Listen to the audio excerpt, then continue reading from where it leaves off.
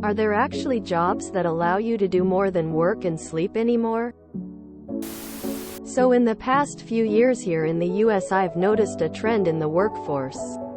If you have a job that can actually pay your bills, even if it is only 40 hours a week, I say only because lately most have been more like 5060.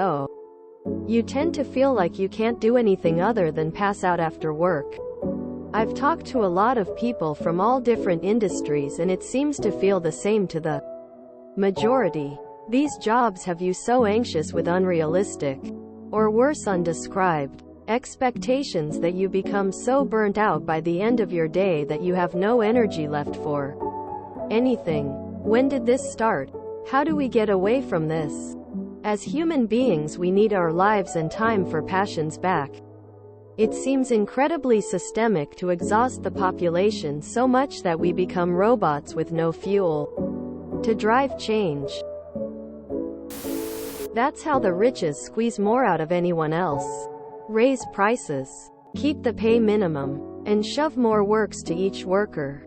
And since they also have the government in their pockets, maybe it's time to normalize unions and make sure to stop electing rich people or their lapdogs to the office.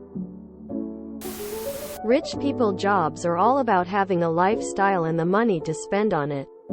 2. Everyone else gets to pay for rich people to be richer. Sometimes I wish I could quit it all and go back to the old days where I worked in retail or hospitality. But with how those use less staff and somehow find ways to abuse you just as much, it's not even worth it. Society has changed in just a few years. Healthcare. You get a lunch break where you grind your teeth because you're stressed. And you don't sleep because you're too stressed, so you've got all night to doom scroll. It's not even that I'm stressed after my 40 hours per week job. It's that there simply isn't enough time left in the day. I'm a parent as well, which compounds the problem. But I get up at 6 every morning, spend the first hour and a half getting my daughter ready into school, then next hour and a half getting myself ready into work. Then I get home from work at 6, have to make dinner and get my daughter to bed by 8, which realistically turns into 8:30 almost every night. And then I'm lucky if I can stay awake for more than an hour of time to myself. In the morning I can usually squeeze in a couple 15-minute coffee breaks. And I might get a half hour between dinner and bedtime to either clean or just chill, depending on how motivated I am. Guess which it is mostly. And that's my whole day. Luckily my schedule is only that bad 3 days a week. One day I get to leave work early and another my husband does the AM school run. But even so, I feel like I'm drowning. And the weekends aren't anywhere near enough to catch up. This is why you need to ban overtime in most cases. Maybe there are a few cases for someone who is a specialist, but it should be rare. Overtime has dropped regular working hours, real wages by a lot, and it's having a really bad effect on our society and economy. People have no choice but to put in nearly 2 full-time jobs worth of work to support their family. And even that isn't really enough nowadays. If everyone works 40 hours, then the economy has to mold itself to a 40-hour work week. We are just the hamsters turning the wheel. They don't give a rat's ass about our lives outside of completing the work they want. For little pay. Just to pay bills I work on average 20 hours OT. Who has time for a life outside of work or money to enjoy life? Hate to say it, but most unions are bought and paid for by the rich corporate elites and no longer push for livable wages. Too tired to protest, it's by design. I actually like my job, and most people would probably consider me a high earner, but I totally understand where you're coming from. I'm just so stressed out because of a couple factors. 1. Due to committing to a bad relationship, I found myself suddenly single about 3.5 years ago and about $50,000 in debt between credit cards, medical bills, and back taxes owed to the IRS that I just couldn't pay. Basically, my son, despite having lots of degrees, 2 of them doctoral level, and a good paying job when we got together, ended up getting fired from the 2 decent jobs she had, and was unemployed most of the time we were together. 67 years. And I was paying for everything, including her rent, which was way more expensive than it should have been. I have dug myself out of that hole, but it wasn't easy, and right now I have maybe 2.5 months minimum expenses in liquid savings plus $1,500 in cash in the Pelican case that has my passport, birth cert, car titles, etc. So, I've been worrying about money for probably 10 years straight and continue to do so, while living like a brokey McBrokerson and basically dumping $1,000 a month in savings unless I get a bonus, in which case that too does in my HYSA. Yeah, I'm doing a lot better than I was, but not well enough to not be insanely stressed about it. Then I have things like one of my vehicles is dead, another one got totaled back in April but I rebuilt it, etc. People in Maryland are the worst drivers in the country, too. Despite being IMHO, a rock star at my last job, I was let go in late 2021 because they thought a team in Bangalore with basic CAD training could replace me. I ended up finding a new position, but being one of the NOOBS there now instead of a senior guy with over a decade seniority at that company alone. 20 years experience in field total. I'm also probably overly nervous about that.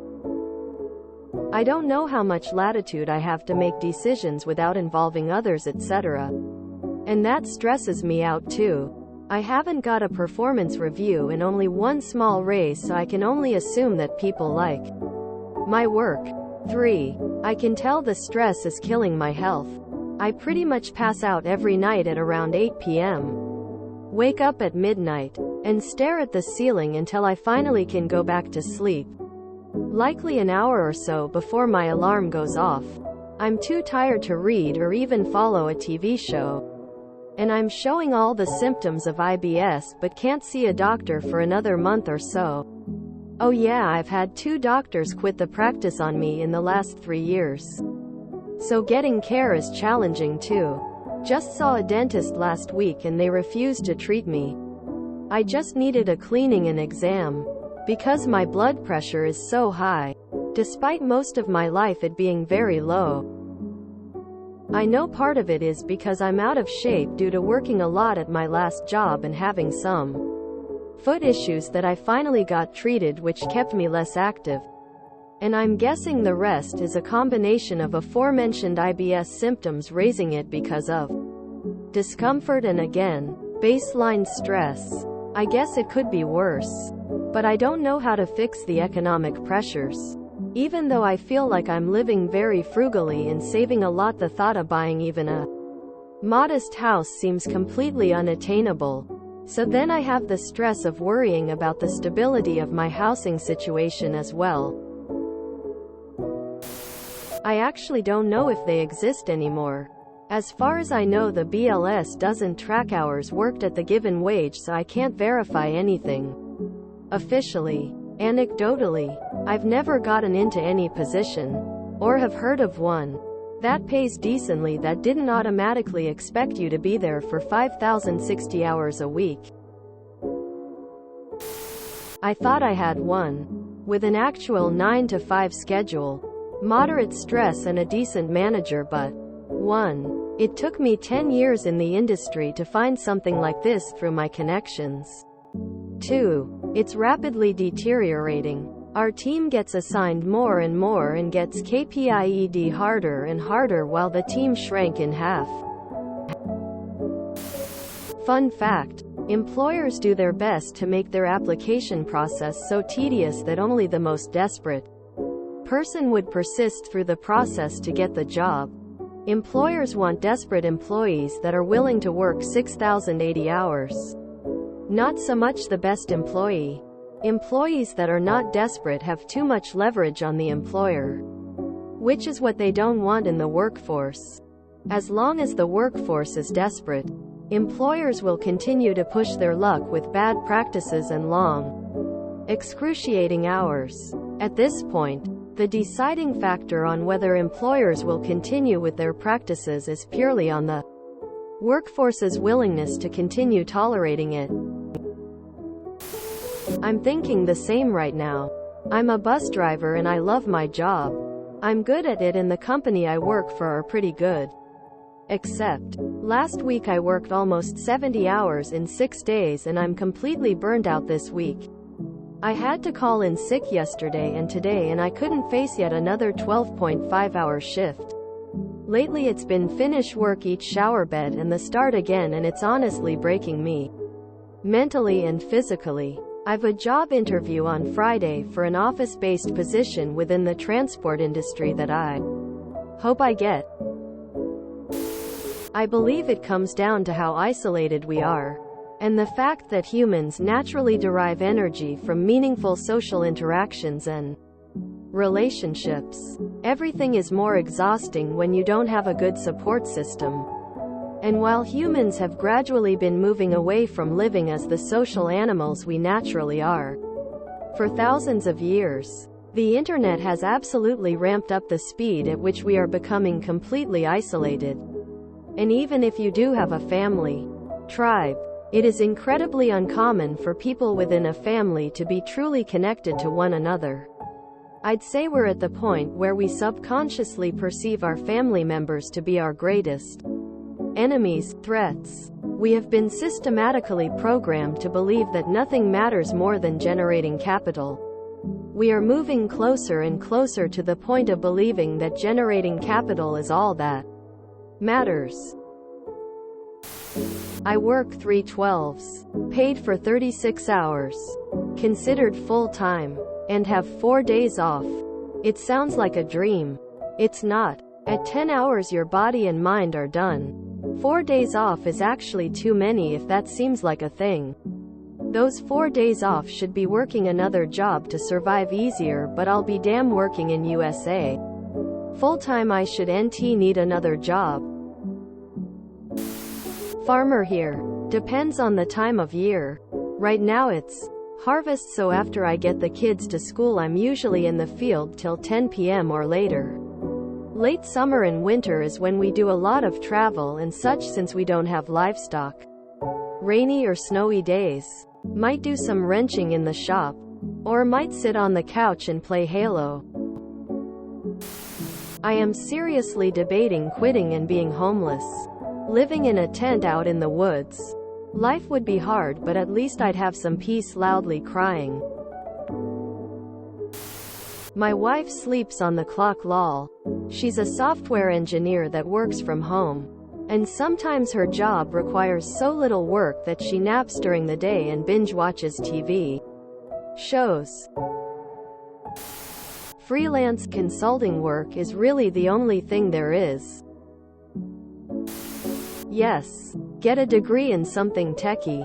Become a software developer. Get a remote job in a small to mid-sized company whose main application is decades old and is basically on maintenance mode. Then nap on the clock and deliver something small once or twice a week because no one cares. A lot of tech jobs are easier than the schoolwork required to get them. Unfortunately, if you want to be treated well you have to go into a field that is in high demand. They will coddle you to keep you. If you enjoyed this video, please check out our playlists full of similar content. Epic Ericast is like doom scrolling for your ears. Please like, share, and subscribe.